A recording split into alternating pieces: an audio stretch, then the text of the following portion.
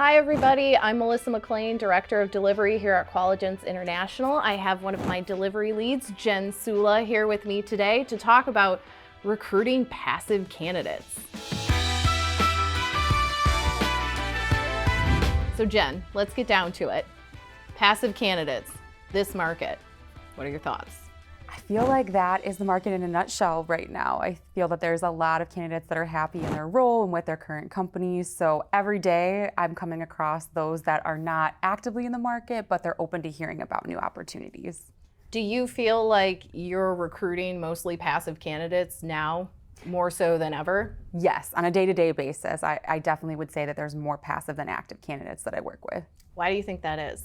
I think for a lot of candidates, they're trying to feel out the market because they know there's so much opportunity and they're getting so many messages and they're getting so much contact from recruiters. So they're trying to figure out which opportunities to seek out. So I think that the messaging from recruiters, I think making it worth their while, like what's in it for them and presenting it in that way. Yeah. And then that personalized piece of really formatting your communications, looking at their background, taking into account their career aspirations when you talk to them. I think those are all pieces to keep in mind when you are working with a more passive candidate that is open but really not looking to make a move. Sure. And here at Qualigence, we've always looked more so at passive candidates than like applicants or folks that are actively seeking new opportunities. So do you feel like you're seeing that trend shift, I guess, from last year and what the market was like last year versus this year? Yes, I think with so many more opportunities, I think candidates, a lot of times their companies offering more incentives to stay right now from a retention standpoint.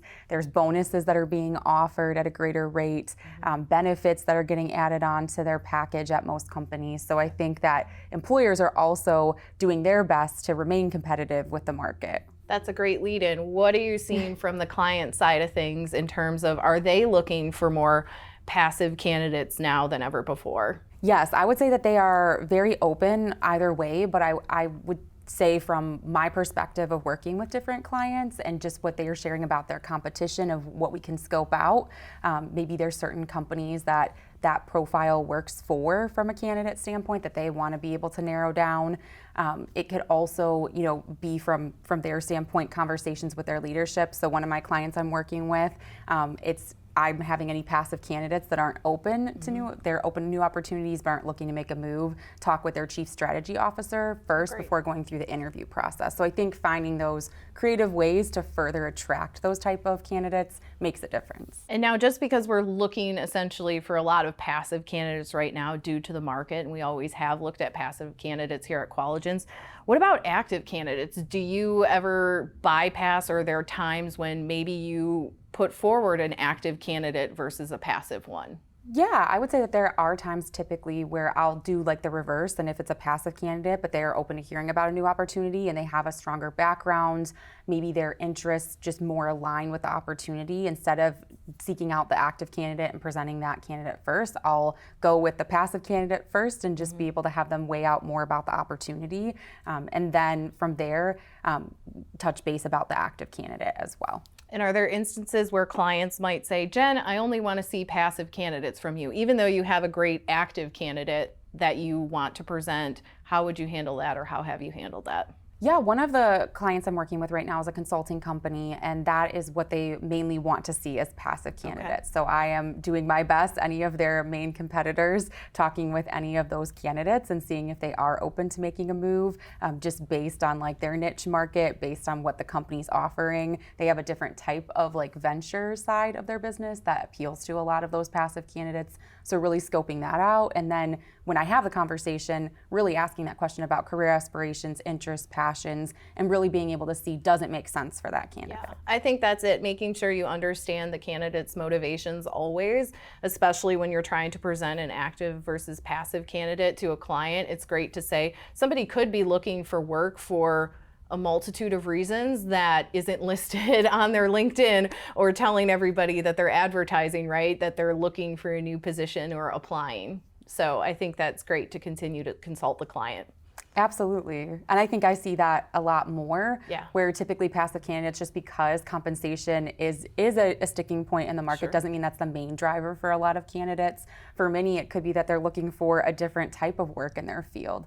It could be that they're working work-life balance is what they're looking towards. It could be that they're looking towards their next step, and it would be an advancement opportunity for them. So there could be a number of reasons that a passive candidate's open to seeking that out as well. Yep. And I think as the recruiter, sometimes it can be easy to get narrow focused and not realize asking those more of unpacking those questions and making sure that it's a meaningful conversation for that passive candidate, and trying to appeal as best as possible to them. No, I think that's great. And I guess what are the top 3 things you as a recruiter keep in mind when looking specifically for passive candidates? If you could tell our friends out there, what do you think the top 3 things that you would say that would be? I would say personalized communication. Definitely check out their LinkedIn profile. Make sure you get an idea of what their career has been, and kind of get an understanding of their experiences before you reach out, and try to tailor your messaging to fit that. Yeah. I think if you do reach out saying 15 minutes, like a 15-minute conversation, who doesn't have 15 minutes, right, to spare? I think making it so that they know it's not going to be like an hour-long conversation, because really being respectful of their schedule, because they are employed.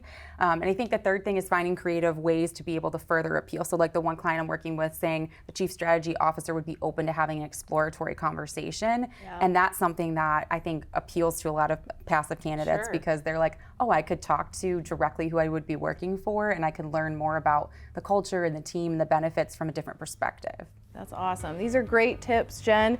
All right, guys. Well, hopefully this was helpful for you. And thanks, Jen, for all the tips.